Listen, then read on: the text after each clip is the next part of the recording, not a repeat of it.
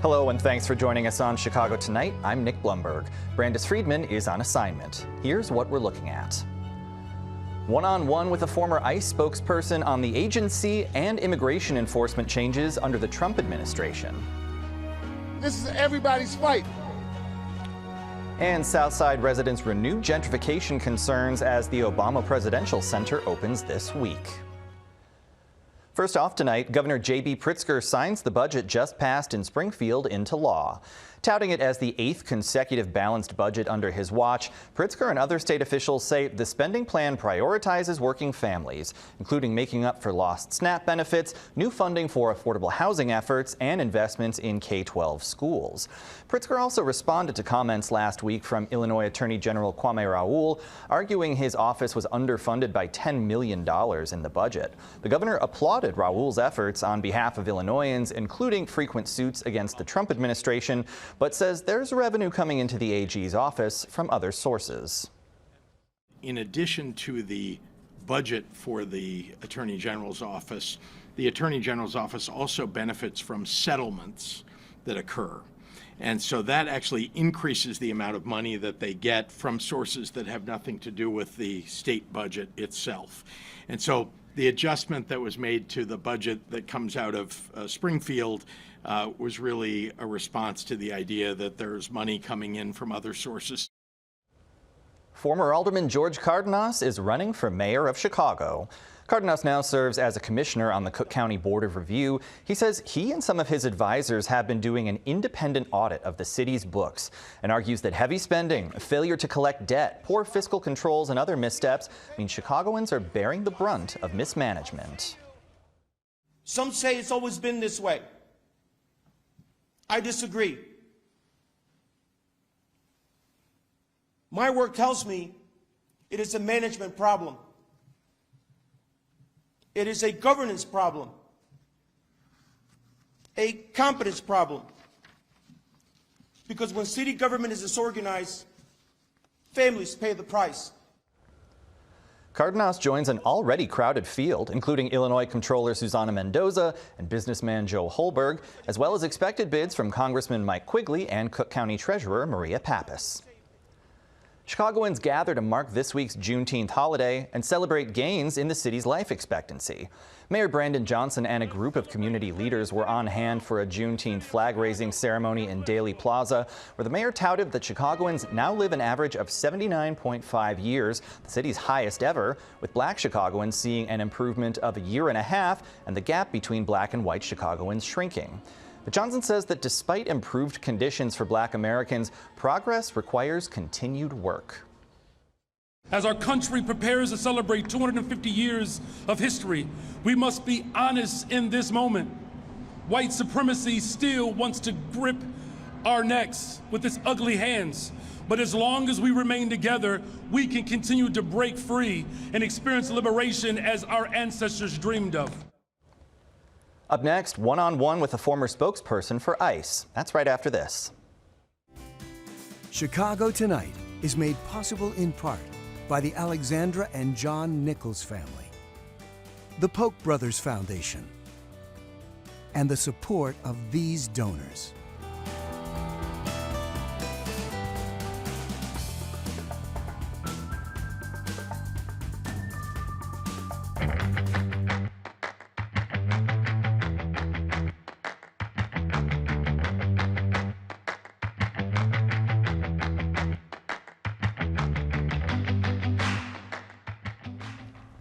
President Donald Trump signed a $70 billion Republican-backed funding bill for immigration enforcement last week.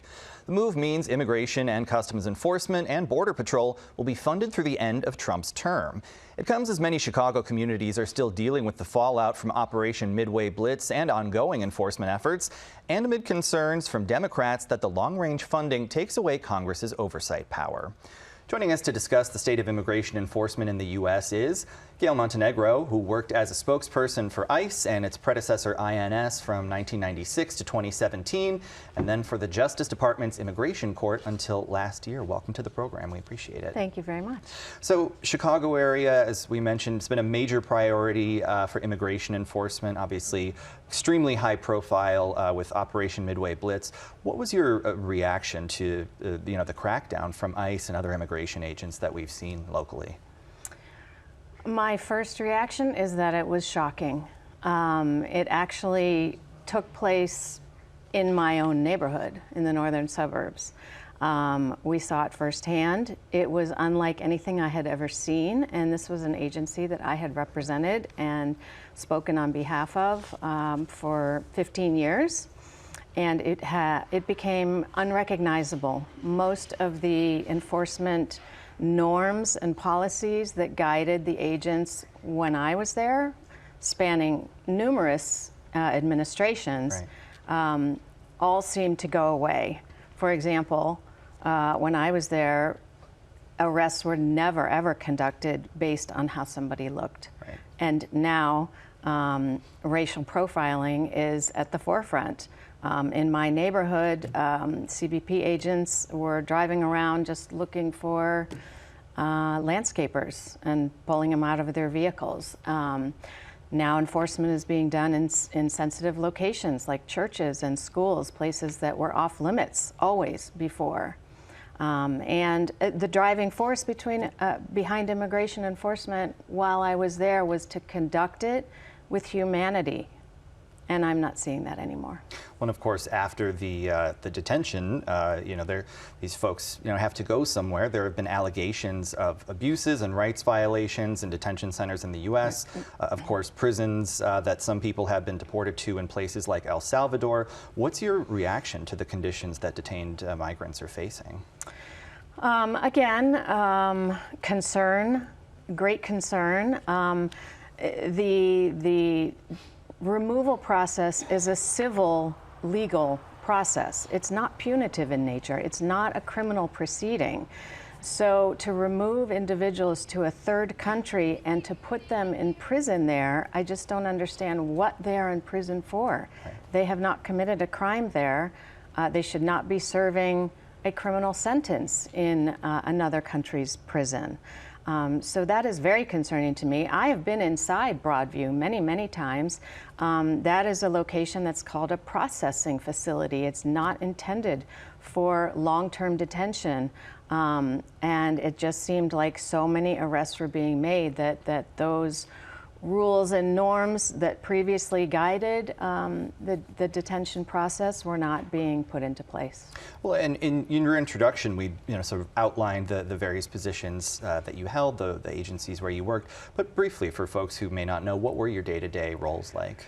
Sure. Well, I started in '96. I was the sole media person for the Immigration and Naturalization Service in the Midwest. And then when the DHS, the Department of Homeland Security, was created, I was put into ICE, and I was also a media spokesperson for 3 states. Sometimes it expanded to 6 states, but always based in Chicago. And day to day, my job was to respond to media inquiries, and there were many. Sure. Regarding enforcement efforts by ICE. I would sometimes take reporters out on ride-alongs when we would conduct targeted enforcement. That's another thing that I'm noticing. Everything that we did was targeted. It was based on surveillance and a lot of investigation that went into things behind the scenes. Whereas now it looks like, to me, the enforcement is just all-encompassing, and they're really not conducting much of that surveillance. Yeah. When you left your post last year, that came after these so-called DOGE efforts to push civil servants to resign or retire early. What was your reaction when you opened that email? The fork in the road email. Yeah. It was shock and horror. It was, to me, a shot across the bow that nothing was going to be as it ever was. It was the first time that we had ever received a government-wide communication. Typically in the government, you receive clear guidance from your specific agency. It doesn't come from a nameless, faceless email with a subject line like fork in the road. It was basically giving people 10 days to make a life-changing decision without really knowing who it was coming from, what it meant. Fortunately for me, I was one of the lucky people that I was close enough to getting my full retirement benefits that I was able to take it and take an early retirement and kind of hold on to most of what I had earned throughout my career. But many people didn't have that choice. And I remember reading in one of the FAQs that it basically said, you should take this deal and you'll get paid for 9 months and you can go sit on the beach and have a nice little vacation. And it was just a very condescending way for my employer to speak to me. I had given everything to this job, everything, weekends, late nights. I had earned all kinds of accolades, the highest honors you can get from an agency. And then all of a sudden, it was like my employer had turned against me. And nobody understood why that was happening. It really just didn't make sense. And when I opened up that email, I was at home alone. And I ran to the bathroom and I was physically ill. That had never happened to me. It was that disconcerting. Yeah. Well, we mentioned some of your concerns on the enforcement side, but of course you also worked within the immigration court system. You know, there have been en masse firings of immigration judges, the Trump administration looking for, quote, deportation judges. Correct. Are you concerned about the direction of that court system? 100%. One of my dear friends, she was the chief immigration judge of the immigration courts at the time, was fired within 1 hour of the inauguration on a federal holiday while she was working on a federal holiday. The four people fired during that hour from my agency were all women.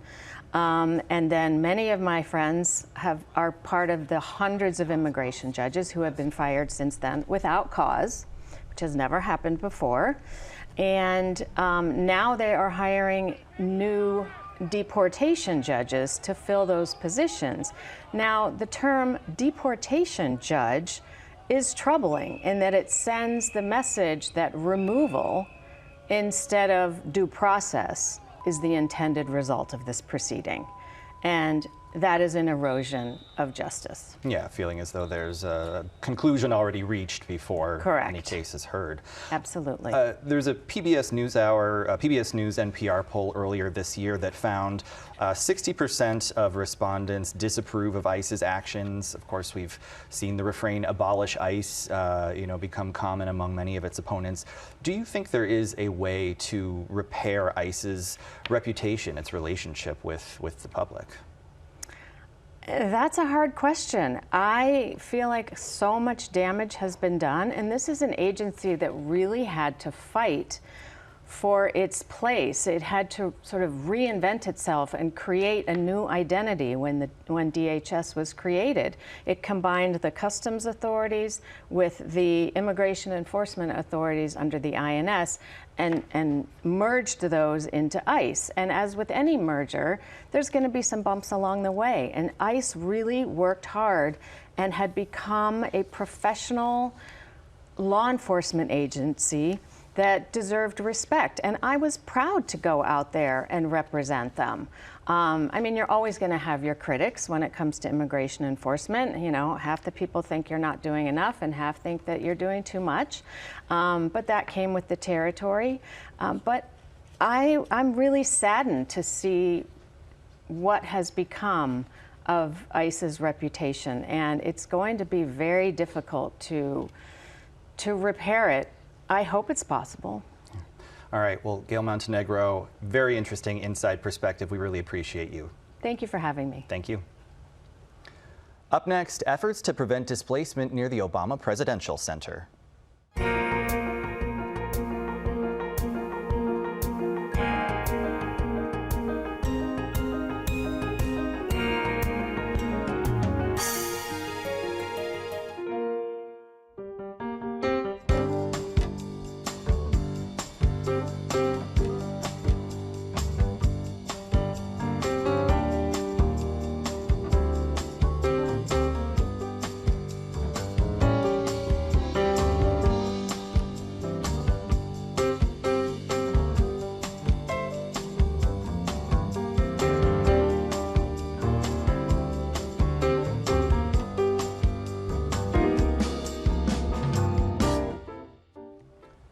We're just days away from the official opening of the Obama Presidential Center, but not everyone is ecstatic about the Jackson Park development. Some Southside residents living near the campus have been concerned about displacement and gentrification ever since the center's location was announced.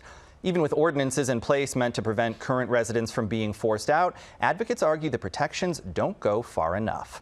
Joining us to discuss the issue are Shannon Bennett, Executive Director of the Kenwood Oakland Community Organization, Kiara Harden, member of the Obama Community Benefits Agreement Coalition, and Dixon Romeo, Executive Director of Southside Together. We thank you all for joining us. Thanks for being here. Thanks for having us. So I'd like to get your reaction just all these years ago when you first learned that the Obama Presidential Center was coming to Jackson Park. Shannon Bennett?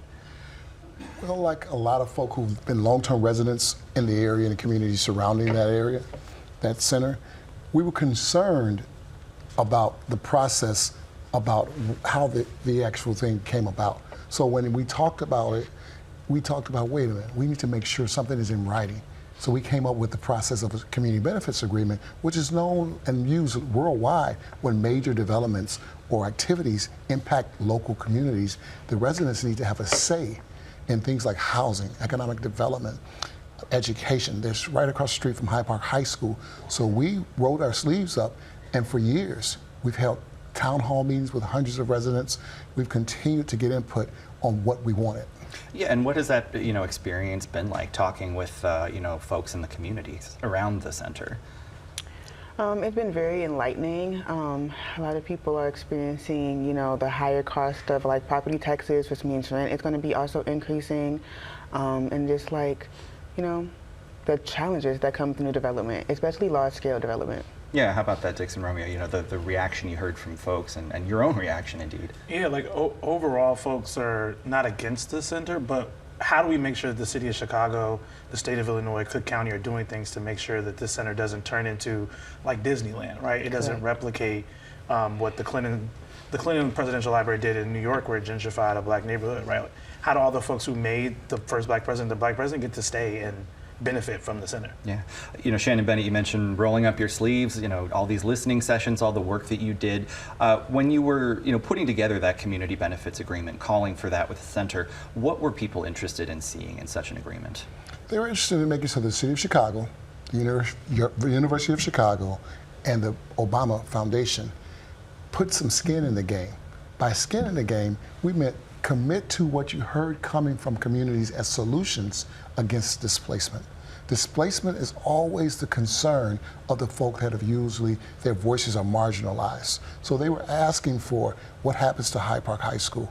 They were talking about what happens to long-term renters who are tenants and who've been really active in this fight, saying we want to stay, but we know if our homes are where we live, the taxes go up, our rent's going to go up. So we've heard large increases in rent already.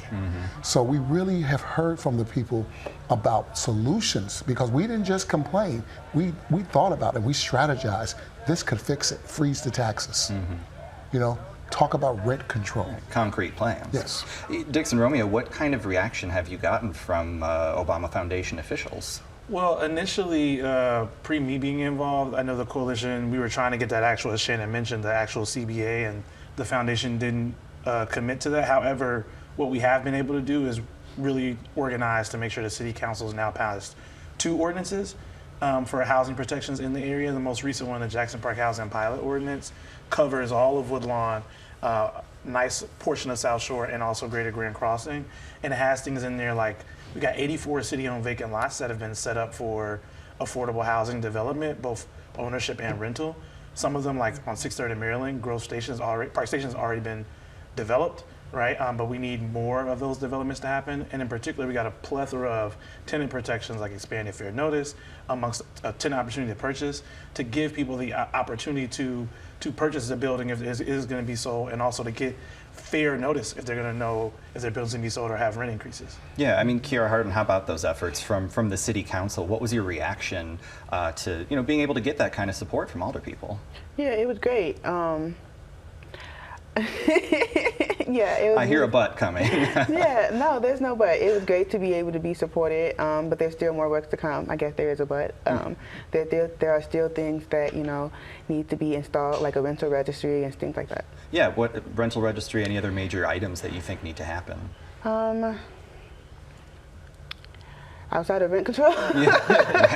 It's a major. Of course, it's a state issue, yes. Yes.